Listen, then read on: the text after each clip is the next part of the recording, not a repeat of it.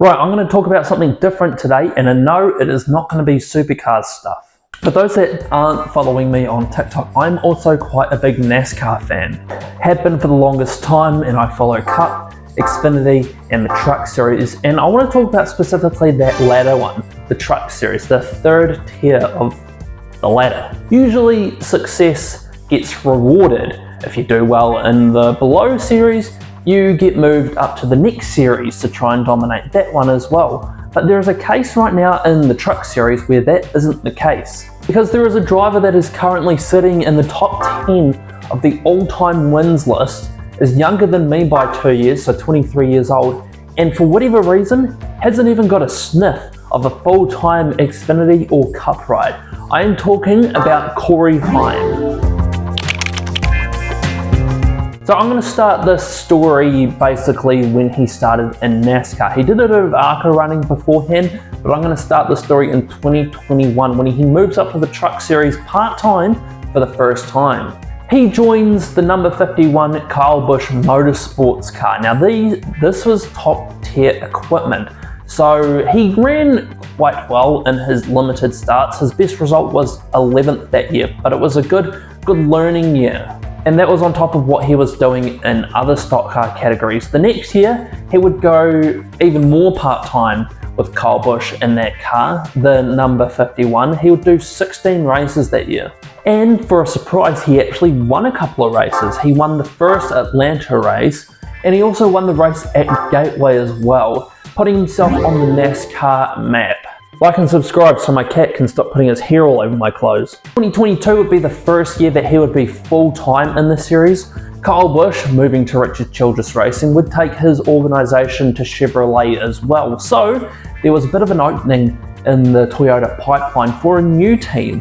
Former Ford team David Gilliland Racing, now named Tricon Garage, had plenty of space for Toyota development drivers, and Corey Heim was one of them. Driving the 11 car, he would get 3 wins throughout the season and getting the regular season championship as well. The only person you could say that had a better season than him was Carson Hocevar, who had more wins in the year but was less consistent. And going down to the last race of the championship, those two were in a massive scrap. Remember, NASCAR has a stupid way of determining their champion. The last 4 people in the title fight, it's all down to one race. At least what supercars are doing this year, they don't just have one massive race to end the season, they've got 3. And those two would collide in controversial circumstances, with Hocevar taking out Heim, and then the ladder happening later on in the race. That race was a total farce. You should watch it. 2024, he would be back into the Truck Series with Tricon. He wouldn't win the regular season though, but it would still be a very good season. 6 wins and 18 out of 23 top 10s. This would be a championship season for anybody in the past, but unfortunately, like I said, NASCAR have a stupid way of finding a champion, and he would end up finishing second in the last race at Phoenix to Ty Majeski, who was also running for a championship. So this incredibly good season would come to nothing. But 2025, he would rewrite the history books. The most wins in a Truck Series championship ever with 11. That is crazy stuff. He has become basically unbeatable in most of the races, and once again locked himself into the championship 4. And as of this recording, I'm going to upload this before Phoenix, has another chance at a title. He deserves it this time, definitely, but like Connor Zillett in the Xfinity Series. Speaking of the Xfinity Series, he has had some starts in there, not full time though. Sam Hunt Racing, which is like a B-tier Toyota team, not Joe Gibbs Racing, Sam Hunt Racing. He has had some part-time starts, had some very good results, some top 10s here and there, but the equipment really isn't the best, honestly. And he has also had some Cup starts. He was injury cover for Eric Jones when he had a big hit at Talladega. And he's also a 2311 development driver, getting some part-time starts in the number 67, but unfortunately he was also the last driver to DNQ in a race. So with all the success in the Truck Series, has he had any sort of rumours around if he is going up to the Cup Series or even the Xfinity Series? No, he hasn't.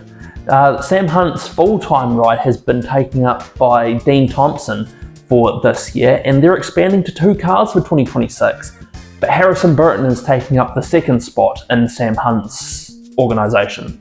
So that means there's no room at the end in the Xfinity Series. But what about the Cup Series? Surely 23XI have 3 cars.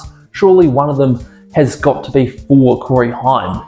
No, it's for Riley Herbst for him to run 35th every race. So with all this found success, he has not been rewarded for it with a full-time Cup ride. And the Cup ride starts that he has had, they have been quite good. I remember I think it was Richmond this year, he stormed through the field to finish up inside the top 10. So why hasn't he been given any opportunities for even Joe Gibbs Racing? Well, apparently it's to do with he's got some beef with Ty Gibbs, or Ty Gibbs has beef with him from their ARCA series days. I don't know the full story of that, so you might have to do your own research on it, but he hasn't never been given a Joe Gibbs ride on anything. It's always been second or third tier stuff in the Xfinity and Cup Series. And to go off that, he also doesn't really have many sponsors.